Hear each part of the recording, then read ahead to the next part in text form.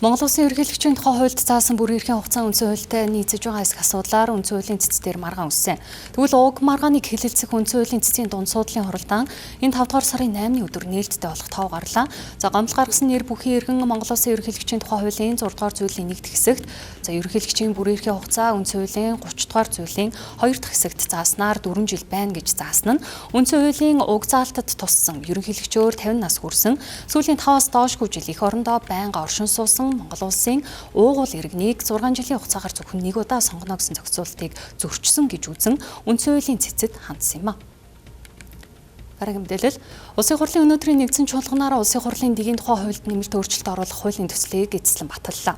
За тодорхойлох юм бол чуулганы хуралдаанаар хуулийн төслийг батлахдаа саналын томьёоллыг хэрхэн найруулахаас шалтгаалаад Улсын хурлын гишүүдийн идэх оролцооноос хамаарч хууль тогтоох зарчим алдагдаж байна гэж үзсэн юм. За тухайлх юм бол Улсын хурлын гишүүн Булган Туяагийн ерөнхий сайдыг огцруулах хэсэг асуудлаар санал хураалт за үүний гол жишээгээр нэрлэгдсэн. За иймээс чуулганы нэгдсэн хуралдаанаар асуудлыг шийдвэрлэхдээ байнгын орооны хуралдаанд оролцсон нийт гишүүдийн олонх дэмжсэн дэмжээгүйгээс үл хамаарч эрх бүхий этгээдийн анх гаргасан саналыг нь дэмжих хэсгээр санал хураана гэж шинжилсэн тусгасан байна.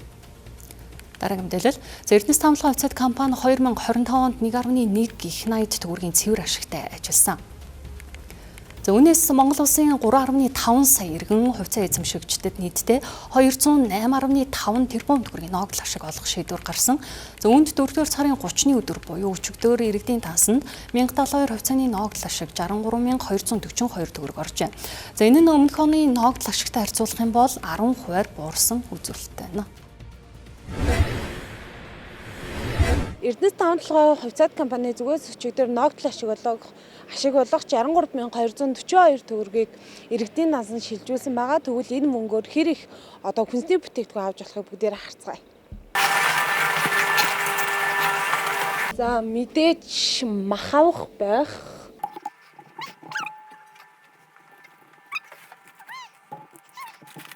Хоньны цул мах гэнэ нэг юм бун цул мах авчи. 2 жилийн будаа авчи. Энэ литр ургамлын тас авчи. Нэг талах 2 гомн.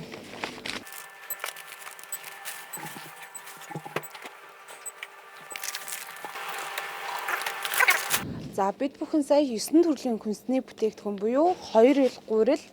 За энэ 200 г-ын давас одоо нэг дүрдэг цай талах 2 хил будаа 2 гомн за нэг ийм ногоон сонгон тэгээд 460 г хоньны мах нэг ут борцог авахад 69,000 төгрөг болж байгаа юм а.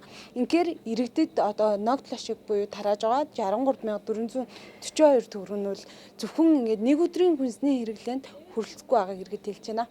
Энэ маань амьдралд хүрэх нь байдгаа хил махны үнэт шахуу хүрэхээр үе мөнгө байна. Бид нар баялагын эцэд вэжэж яагаад бид нар хангалттай мөнгө төгрөгөө авчиж чаддгүй юм.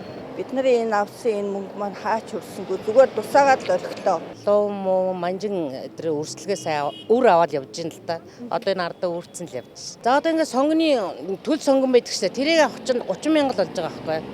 Тэгээд наагуурна жижиг сажиг юу аваад 3,500 гэсэн үр мөр аваад тэгээд тэд нар чинь нийлээл тэгээд 79,000 төгрөг болж байгаа байхгүй. Ингээд их юм зарцуулахад явчих. Ингээд өндөр сүүгээд аваад явчих. Юмны үн нэмэгдсэн биш бүгд. Эрдэнэс таамаглалын 2026 оны ногдол ашиг 2024 оноос 72 хувиар буурчээ. За энэ оны ногдол ашигын бууралтыг нүүрсний зах зээлийн үнэлгээ буурсантай холбоотойгоор тайлбарласан юм. За гэвч бүтэн жил ногдол ашиг хүлээсэн иргэдийн хувьд 2 кг маханд ч хүрэхгүй байнамаа. За үүнд инфляц өсөж, үнийн хүрэгдэл үүснэ нь ногдол ашигын үр өгөөжийг бууруулж байгаамаа.